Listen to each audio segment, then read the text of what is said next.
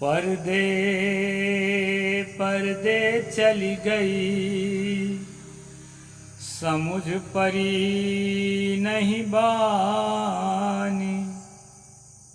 जो जाने सो बाची है, नहीं तो होत सकल की हानि।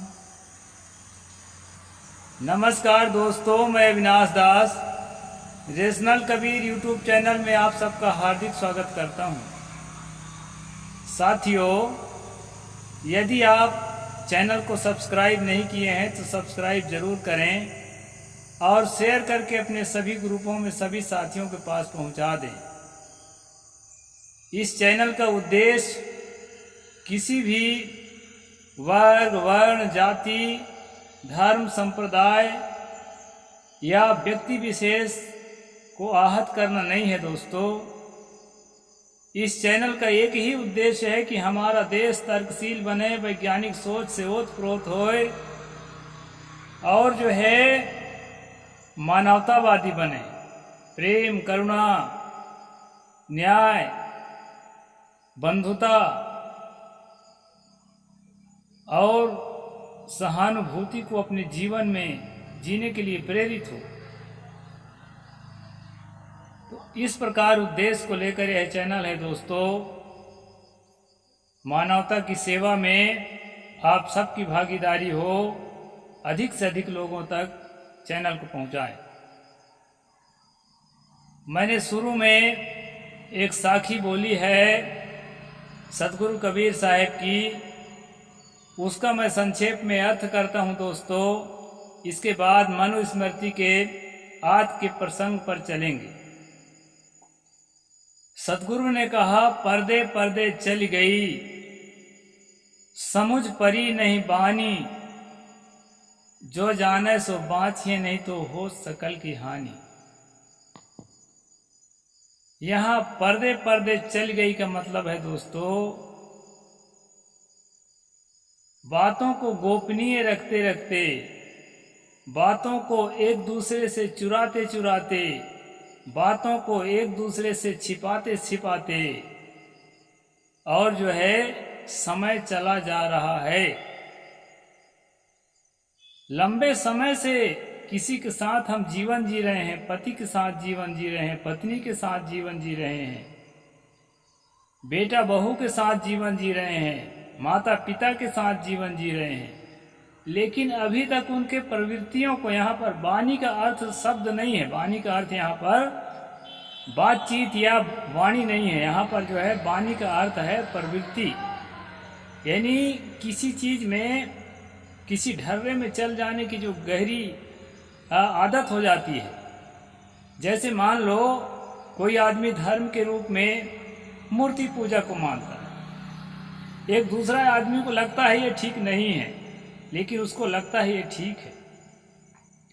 और ये ठीक है ऐसा लगना उसके अपने गहरी आदतों में से एक है। उसके सर्वस्व छूट जाए, उसके लिए वो अपने आप को बलि देने को तैयार हो जाएगा, कुर्बान होने को तैयार हो जाएगा, क्योंकि उसके अंदर, आज की भाषा में कहेंगे तो माइंड सेट, उसका माइंड सेट हो गया है कि यही कल्याणकारी है। मेरा खास उद्देश्य यह है दोस्तों अभी कहने का कि पति का या पत्नी का या पुरुष जाति का या स्त्री जाति का जो माइंड सेट हो गया है, वो माइंड सेट कहाँ तक आपके लिए फायदेमंद है, इस पर आप विचार करें। स्त्रियां एकदम बेईमान होती हैं, स्त्रियां एकदम अविश्वसनीय होती हैं, स्त्रियां एकदम कहना चाहिए कि घातक होती हैं।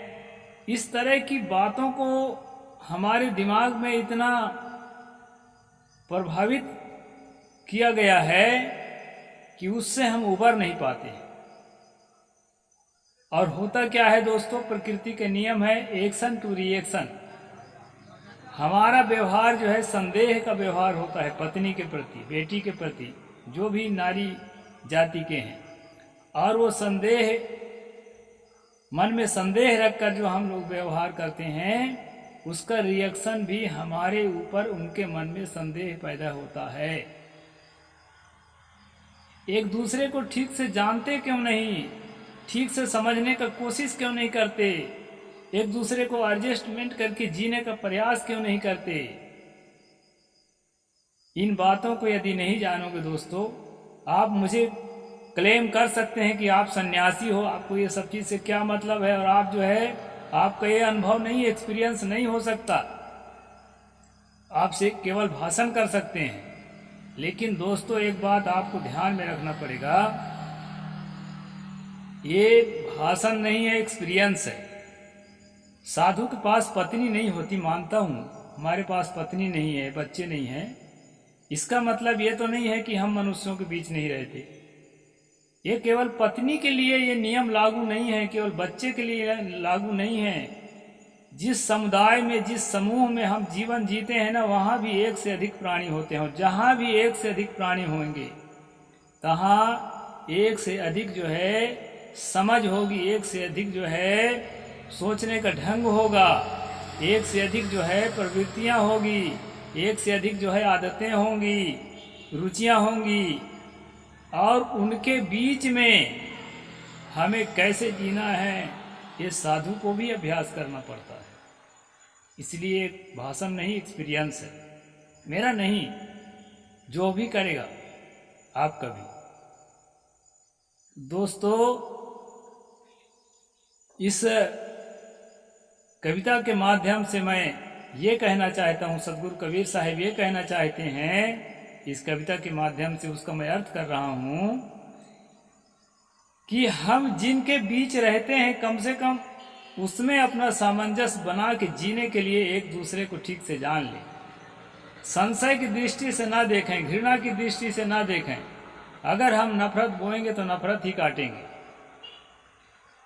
तो इन सब बातों को यहाँ मैं इसलिए रख रहा हूँ, यह भी हम मनुस्मृति का अध्ययन कर रहे हैं।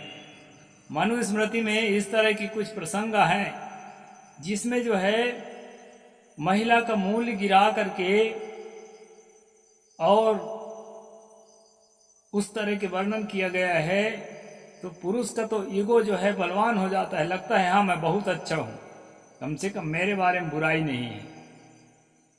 लेकिन ये ईगो जो है ना, महिला को प्रताड़ित करने के लिए शारीरिक रूप से पीटने की बात नहीं है, मानसिक रूप से भी प्रताड़ना का मतलब होता है। प्रताड़ित करने के लिए हमारा मन तैयार होता है, और जब हमारा मन तैयार होता है मानसिक रूप से किसी को हीन दृष्टि से, हे दृष्टि से हम देखना शुरू करते हैं, निकृष्ट दृष्टि से देखना शुरू करते हैं, तो उसकी निगाह हमारे प्रति श्रद्धा की दृष्टि नहीं बनती, बल्कि नफरत की ही दृष्टि बनती है। इस बात को ना भूलें। इसलिए स्त्री हो चाहे पुरुष हो, चेतना की मांग सबकी एक तरह की है। कोई दुख नहीं चाहता, कोई अवहेलना नहीं चाहता, कोई अपमान नहीं चाहता, सबको सम्मान चाहिए, प्रतिष्ठा चाहिए, और सबको सुखद अनुभूति चाहिए।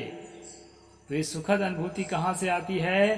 साधना से, भजन से, और व्यवहारिक जीवन में जो साधना में अनुभव मिला है उसका उपयोग करने से आता है। दोस्तों आप किस समुदाय से जुड़े हैं, किस आइडियोलॉजी को मानते हैं, ये बहुत महत्व की चीज़ नहीं है। महत्व की चीज़ यह है कि आपके व्यवहार से आपके परिवार में क्या प्रभाव है, आपके पड़ोस में क्या प्रभाव है,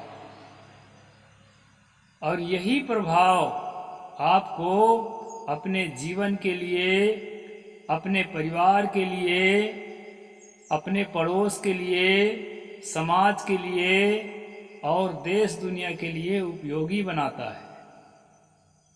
और अगर आप जितना उपयोगी हैं उसी हिसाब से आपने अपने जीवन को सार्थक किया है।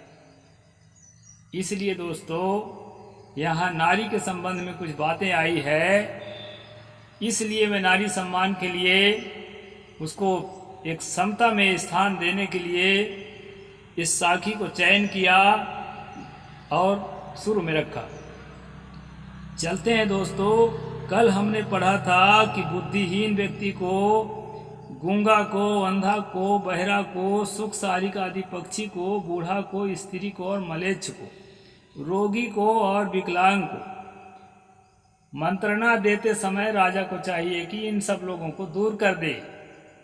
ये विश्वसनीय नहीं है। आपकी जो है पोल पट्टी खोल देंगे, पत्रकारों को दूर कर दें, पत्रकारों को भी दूर करें, पोल पट्टी खोलते रहते हैं ईमानदार पत्रकार। तो ये जो है राजा के लिए बताया गया था, उसको हम कल पढ़ रहे थे दोस्तों।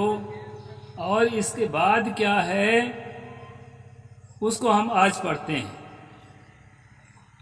भिन्दन्त्या मता मंत्रं तैर्यज्ञो नास्तथैव च स्त्रियश्चैव विशेषेण तस्मात् तत्रोदृशो भवेत्।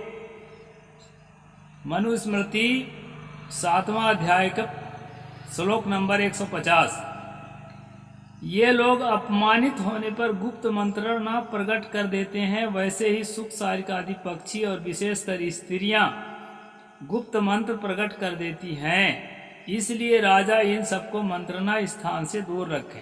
यहाँ पर जो है सुख सारिक आदि तो पक्षी हैं, प्राणी ही है, लेकिन मनुष्य नहीं है। उनके बारे में मैं कुछ नहीं कह सकता, और कुछ कहना क्या, वो मंत्रणा को क्या प्रकट करेंगे, तो पक्षी है। लेकिन यहाँ पर स्त्रियों को, जो मनुष्य है, उसके लिए बताया है दोस्तों कि अपने अंदर की बात दबा नहीं पाती हैं और जो है प्रकट कर देती हैं, और हमारी पोल पट्टी खुल जाती है। इसलिए गुप्त बात जो है स्त्रियों से नहीं कहना चाहिए। राजा को ये संदेश दे रहे हैं मनुज। और मेरा कहना है दोस्तों, आपके प्रति इतना हित चिंतक हो, इतना हित चिंतक हो, और उसके लिए आपको समर्पित होना पड़ेगा। वो हित चिंतक बनेगी कि कभी भी आपको जो नुकसान होने वाला है उस प्रकार की बात वो कभी भी नहीं करेगी। मेरा पूरा विश्वास है। कई परिवारों को मैं देख रहा हूँ, पुरुष से कम स्त्रियां बिल्कुल नहीं हैं, और यही बात कहते हैं। तो ऐसे तो नारद जी स्त्री नहीं थे ना, उनसे कोई बात नहीं पचती थी, पोल पट्टी खोलते रहते थे। तो ये बात कहना गलत है कि स्त्रियां ही जो है गुप्त बात को प्रकट करती हैं, पुरुष भी गुप्त बात को प्रकट करते हैं।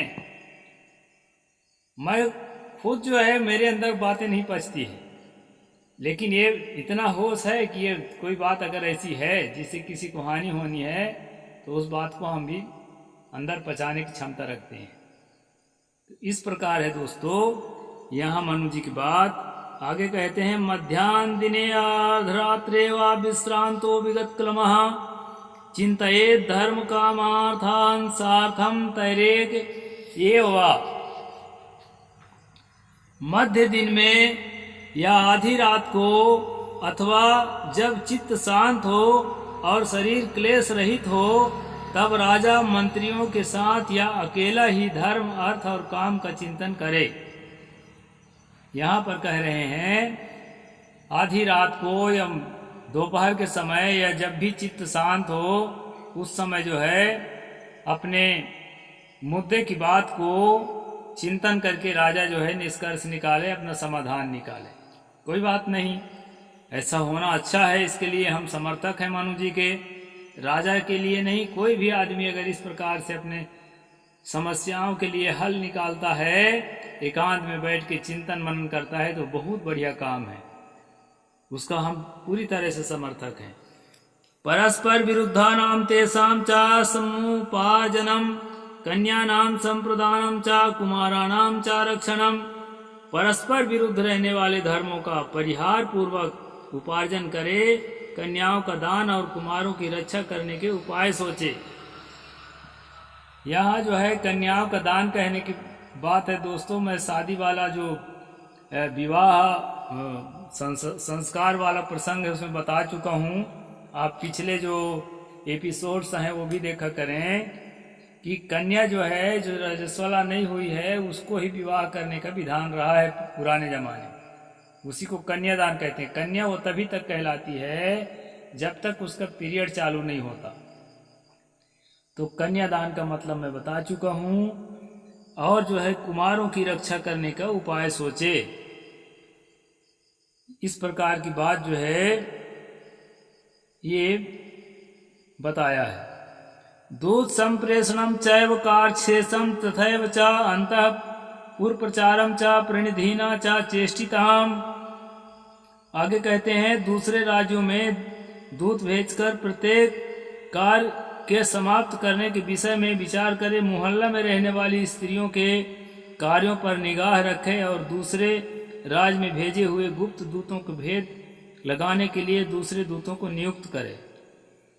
यहाँ मैं दोस्तों आपको बताना चाहूँगा, मनु जी जहाँ भी इनके नज़र में स्त्रियाँ दिखती हैं, इनके नज़र में आजकल जिनको ओबीसी कहते हैं, जो शूद्र हैं, वो दिखते हैं, तो इनके अंदर का नफरत जो है ना फूट पड़ता है। अभी पिछले श्लोक में कितना बढ़िया ज्ञान की बात कर रहे थे और यहाँ स्त्री को याद करके फिर इनका मन जो है नफरत से भर गया। यहाँ कहते हैं दूसरे राज्यों में दूत भेजना और प्रत्येक कार्य के समाप्त करने के विषय में विचार करें। अच्छी बात है। अब यहाँ बीच में डाल दिए हैं कि मोहल्ला में रहने वाली स्त्रियों के कार्यों पर निगाह रखें। यानी कि संशय है मोहल्ले की स्त्रियों को के ऊपर, घर के स्त्रियों के ऊपर, कि लगता है सबसे ज़्यादा इनके जो है प्राण घातक स्त्रियां ही हैं।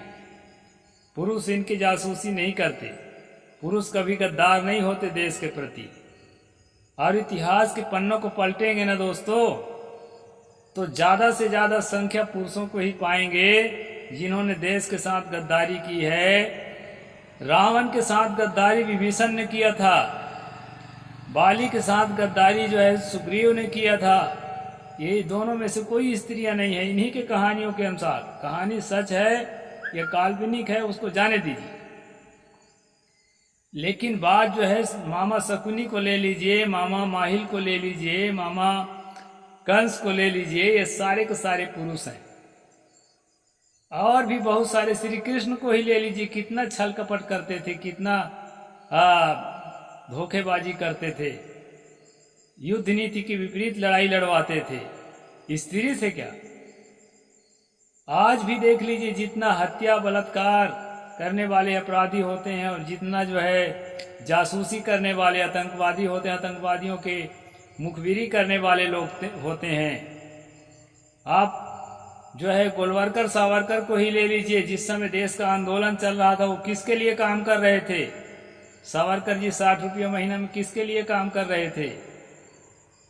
तो ये बात मत सोचिए कि स्त्रियां ही जो है इस तरह की होती हैं। स्त्रियों की संख्या बल्कि कम है, अच्छे बुरे सब जेंडर्स में होते हैं, लेकिन जो है स्त्रियों की संख्या कम है। स्त्रियों को व्यर्थ ही बदनाम किया गया है दोस्तों धर्मशास्त्रों के माध्यम से। इसलिए मैं निवेदन करता हूँ, और साथ साथ जो मैं शुरू में साखी का अर्थ बताया रहा उसको ध्यान रखिए, बड़े काम की चीज़ है। स्त्रियों को हे दृष्टि से देखेंगे, स्त्रियों के प्रति आपका अंदर का नफरत फूटेगा, उसका एक रिएक्शन बनता है, मानसिक रिएक्शन, उधर से रिएक्शन टू रिएक्शन। तो उससे जो है ना नफरत से नफरत बढ़ेगा, घर विषाक्त हो जाएगा, जहरीला हो जाएगा, आपका परिवार, आपका पड़ोस जहरीला हो जाएगा, आपका संबंध जो है कड़वा हो जाएगा। ऐसा आप क्यों सोचते हैं कि धर्मशास्त्र में हमारी पढ़ाई लिखी है तो इसको हम लोग अपने ईगो को मोटा कर लें? ऐसा नहीं है, किसी के ईगो मोटा करने की जरूरत नहीं है। समता की जरूरत है, सहिष्णुता की जरूरत है, सहानुभूति की जरूरत है। हमारा सम्यक कल्चर करुणा का मार्ग है, प्रेम का मार्ग है, दया का मार्ग है। इसलिए दोस्तों आपसी सौहार्द बनी रहे, आपसी प्रेम बना रहे, इसके लिए मनु ने क्या लिखा है, वेद में क्या लिखा है, पुराण में क्या लिखा है, ये सब को नज़रअंदाज करके आपको करना क्या चाहिए, एक स्वयं निर्णय लेना पड़ेगा। सदगुरु कबीर साहब की मार्ग में जब लो न मानो, जब लो न देखो निज नैना, तब लो न मानो गुरु की बहना, ये मार्ग है दोस्तों। अपने अनुभव में देख लो, अपने प्रयोग में परिणाम को देख लो, इसके बाद स्वीकार करो। ये है कबीर का मार्ग। तो मैं इतना ही कहूँगा, समय पूरा हो गया। साहिब बंदगी। जय भीम, जय जोहार, जय भारत।